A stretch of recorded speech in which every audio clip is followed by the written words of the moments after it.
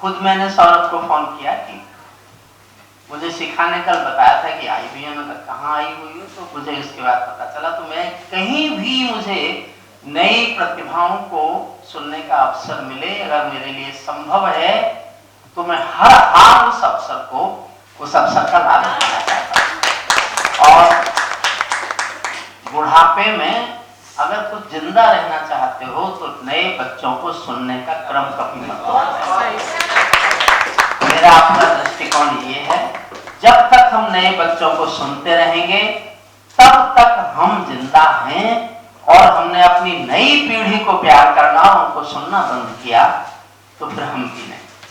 कभी कभी इतना अच्छा सुनने को मिल जाता है, ऐसी एक दो लाइन भी सुनने को मिल जाए। तो मैंने कई बार चर्चा की है, मैंने देहरादून के कवि की 2 लाइन सुनी। उनका कवि का नाम है धर्मेंद्र उनियाल। बहुत लोकप्रिय कवि नहीं है, बहुत परिचित नहीं है, लेकिन उनकी 2 पंक्तियां मैंने पढ़ी, मैंने शायद कहीं सुनाई भी थी। जब भी मुझे याद आती है, हॉन्ट करती हैं दिमाग में। 2 पंक्तियां हैं उनकी।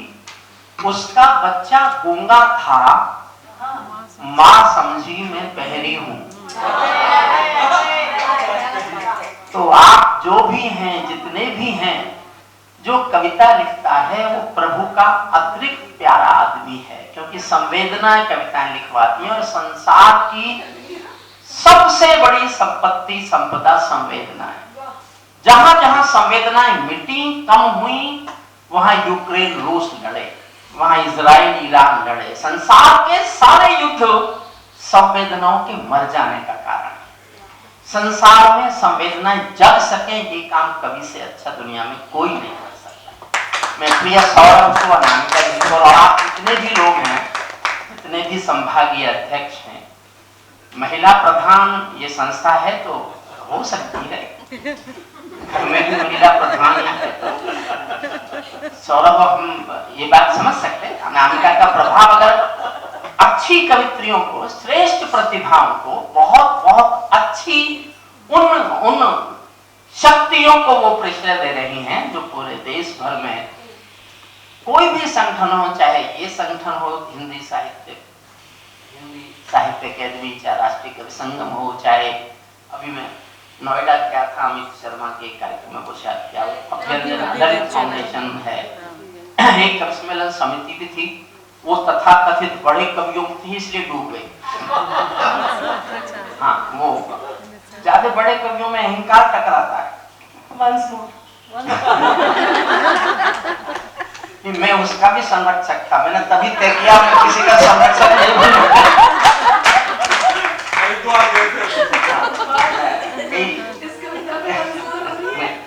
नहीं, हम आपस में, लेकिन जो ये बड़ा काम है, देखिए वो काम, उस समिति का उद्देश्य, पवित्र उद्देश्य वो था ही। अच्छा, उनका भी जो उद्देश्य था वो था कि हम आपस में मिलें, वो भी कोई गलत नहीं है, उनको हम ये नहीं कह सकते कि वो कुछ गलत था। लेकिन जो नई प्रतिभाओं को जोड़ने की कोशिश कर रहे हैं, वो उन तमाम संस्थाओं से अच्छे हैं जो तथाकथित बड़े होने के बाद अपने बड़े होने का एहसास कराते हैं, आभास कराते हैं। वो कोई, हम बहुत कम से कम जिन लोगों ने तथाकथित नाम कर लिया था या तथाकथित बड़े हो गए थे, उनको नई पीढ़ी के लिए जो काम करने चाहिए थे वो काम सौरभ अनामिका ने किए, या ललित फाउंडेशन ने किए, या राष्ट्रीय संगम ने किए। हमें बहुत बहुत दिल की शुभकामनाएं देता हूं। मैंने कोई जीवन में पुण्य किए हों कभी तो छोटे मोटे भी, मैं चाहता हूं उनके बदले इस संस्था के माध्यम से आप नई प्रतिभाओं को प्रभु सफलता दे। जो आप बनना चाहते हो आप बने, और कभी भी आत्मविश्वास कम ना करें, कभी भी आत्मविश्वास कम ना करें। आप सब सूरज हैं, ये आत्मविश्वास आप में है तो प्रकाश आपसे ही मिलेगा, ये आप भरोसा लेके जाइए। मैं बहुत बहुत शुभकामना देता हूँ। और मैं बेटिया अनामिका से अनुरोध करता हूँ, मैंने सबको सुना है कि मैं उसे भी सुन के जाना चाहता हूँ, वरना तो वो ये नाराज नहीं कि मंजू जी आप श्रेष्ठ संचालिका हैं, ये भी हम जानते हैं, मैंने आपकी तरफ से बहुत सुंदर जो आपने कहा, और मुझे इस मंच से आपका आशीर्वाद मिला। वैसे एक और निवेदन करता और अनुरोध करता हूँ नए लोगों से, जो मोबाइल में से पढ़ते हैं ये उचित नहीं है। अभी आशा जी ने पढ़ा, अपने माँ के बारे में भी आपको 4 लाइन याद नहीं है, वो भी मोबाइल में देखती हैं। मोबाइल मत देखिए। मोबाइल से पढ़ना मंच के कवि सम्मेलन की पहली कमी है। देखिए मंच आना तो मंच पे ही चाहते हैं सब, और अगर कोई कहता है कि नहीं साहब हम मंच पे, कई बहुत मिलते हैं हमें, हम मंच के लिए नहीं लिखते। भाई फिर किस लिए लिखते हो? दूसरी तुलसीदास की रामायण लिख रहे सबका उद्देश्य मंच है, ये कोई बुरी बात नहीं है। क्यों बुरी बात हुई है? किसका है मंच? किसी ठेकेदार मंच पर कोई बैठे रहेंगे क्या? एक ही पीढ़ी बैठी रहेगी। नए लोग आएंगे, वो अपना साम्राज्य बनाएंगे। मैंने निवेदन किया था आप 20-22 जितने भी अध्यक्ष हैं, एक एक कवि सम्मेलन जनरेट करो। हिंदुस्तान में कवि सम्मेलन होना भारतीय संस्कार संस्कृति का पोषण है। हमारा संस्कार तब बचेंगे जब संस्कृति बचेगी, संस्कृति तब बचेगी जब संवेदनाएं बचेंगी, संवेदनाएं तब बचेंगी जब लिखने वाले लोग बहुत समाज में प्रसिद्ध हो जाएंगे। आप सूरज की तरह अपने शहर में निकलें कि इस शहर का एक ये सितारा है, इस शहर को इससे प्रकाश मिलता है। कोई भी शहर जहां आप रहते हैं वो वहां के एमएलए से नहीं जाना चाहिए, वो वहां के मंत्री से नहीं जाना चाहिए, वो वहां के कवि से जाना चाहिए। मैं अपनी शुभकामनाएं देता हूं, और जो लोग नहीं जा रहे हैं कल 9 बजे तक 9:30 तक, मैं उनसे पुनः अनुरोध करता हूं विनम्रता से हाथ जोड़कर कि वो मेरे घर नाश्ते पर आए। मुझे बहुत खुशी होगी। यहाँ व्यवस्थाएं बहुत अच्छी होंगी। फिर भी किसी को ऐसा लगे कि मेरे घर उनको अच्छा लगेगा, वो मेरे घर आज रात को भी चल सकते हैं, खाना यहीं खा लें।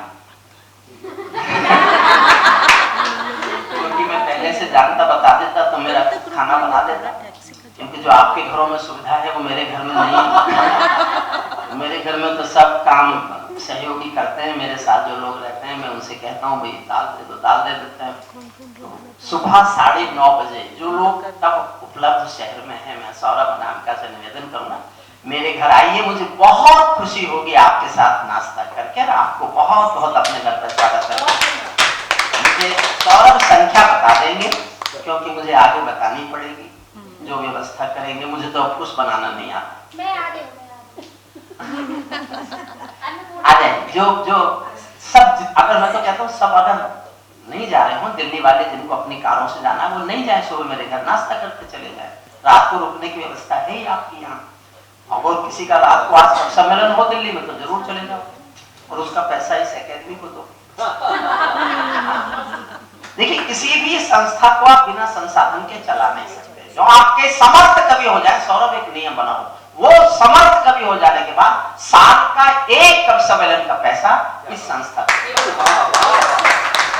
तो संस्था के संसाधन बढ़ेंगे तो आप ही के काम आएंगे। आपके लिए कहीं अधिवेशन होगा, कहीं आपका इकट्ठा किया जाएगा, कहीं आपकी व्यवस्थाएं आपके लिए की जाएंगी। मिलके रहिए, प्यार से रहिए, एक दूसरे से चिढ़िए मत, एक दूसरे से जलिए मत। बूढ़ी पीढ़ी ने कोई नई पीढ़ी के लिए इसलिए काम नहीं किया कि सब अपने लिए जिए। अच्छा मैं भी हूं, मैं अपने को अलग नहीं कर रहा। अभी ललित फाउंडेशन का जो कार्यक्रम था उसमें एक सत्र था, वरिष्ठ लोग बोलेंगे, उसमें अशोक चक्रवर्ती भी थे, सुरेंद्र जी भी थे, सरिता शर्मा जी थी, मैं था, मनवीर मधुर था और शशिकांत यादव थे। तो मैंने खड़े होकर प्रस्ताव किया कि ये 2 घंटे के सत्र में अगर हम कुछ और नए बच्चों को सुन लें तो इसमें क्या नुकसान है साहब, हम तो रोज पढ़ते हैं। उन्होंने अनुभव सुनाएंगे। सबसे पहले जो कवि खड़ा हुआ उसने अनुभव के नाम पर 1 लाइन बोली और अपनी कविता की 150 लाइन और अशोक चक्रवर्ती तक बोले भैया जी हम तो सुनाएंगे नए बच्चों को। कोई नहीं माना, सबने कविताएं सुनाई, कोई अनुभव नहीं सुनाया। अंत में मैंने बस एक अनुभव सुनाया कि मैं नए बच्चों से, नई पीढ़ी से यही कहना चाहता हूं कि बस इन लोगों से इसी बात के लिए बच के रहना। जो समय मैं तुम्हें दिलाना चाहता था इन्होंने उस पर से कब्जा नहीं छोड़ा, अपने अनुभव के नाम पर तुम्हें इन्होंने कविताएं सुनाई। भाई यही सिखाते इनको, अपना अनुभव बताओ, अच्छी कविता बताओ।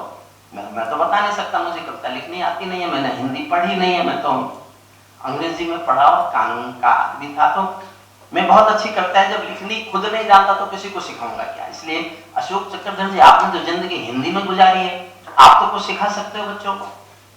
उन्होंने भी अपनी कविता सुनत कर दी। किसी ने पीछे से कुत्ता भौंका, मैं फिर भी नहीं चौंका। तो किसी ने कहा भाई ये या तो ये बहरा है या बहुत गहरा है। अच्छी कविता है, लेकिन भाई इससे नई बच्चों ने क्या सीखा? और कुछ नए बच्चों ने इतना अच्छा पढ़ा, विश्वास कीजिए इतना अच्छा पढ़ा। एक बिटिया थी कोई गया की, शायद उसका नाम है सान्या राय, कोई जानते हैं?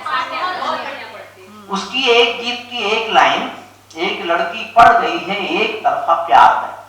मैंने शाम तक देखा बाकी सारे लोग वही लाइन दोहरा रहे। बहुत श्रेष्ठ गीत उसने पढ़ा। एक कोई कुमार राघव लड़का था, बहादुर लड़का।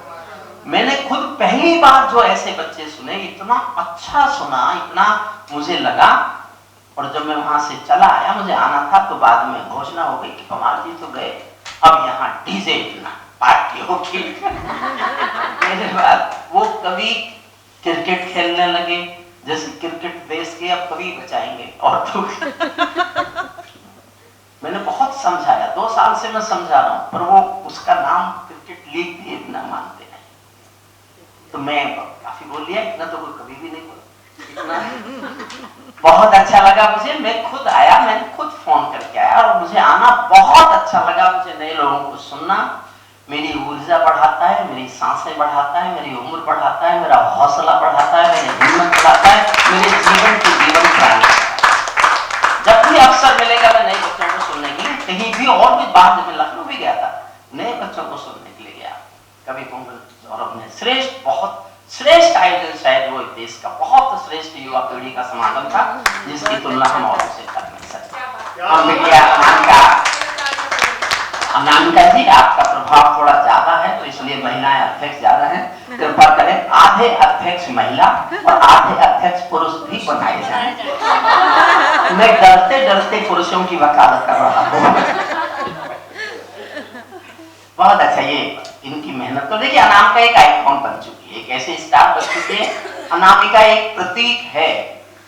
कोई नई कवित्री आएगी तो अब लगेगा अच्छा आप भी अनामिका बनना चाहती हो, तो ऐसा प्रतीक बन जाने वाली हमारे शहर की बेटी पर हम गर्व करते हैं, बहुत गर्व करते हैं। हम गर्व सौरभ पर भी करते हैं, इसीलिए करते हैं कि सौरभ उस अनामिका को, उस हीरे को, उस कोहनूर को, उस एक हमारी ऐसी बिटिया को कहीं से भी बुंदेलखंड से या कहां से, किस खंड से वो हमारे शहर में ले आए। वो हमारे शहर की इज्जत बन गई, हमारे शहर का गौरव बन गई, हमारे शहर का गर्व बन गई। एक बार सौरभ और अनामिका के लिए जोरदार तालियां। और सौरभ, आप अपनी टीम पर भी गर्व करो। तुम्हारी जो ये टीम है, हमारा प्रतीक है, दिव्यांश है, भल्ला जी हैं, अमन है, उमंग गोयल है, इतनी प्यारी टीम आपको मिली है। उस टीम का भी आपके लिए समर्पण, आपके लिए साथ, आपके लिए सहयोग बहुत बहुत प्रशंसनीय है। हम बिटिया अनामिका को सुनेंगे। मेरी मजबूरी है जाना, इसलिए मैं माफी चाहता हूँ।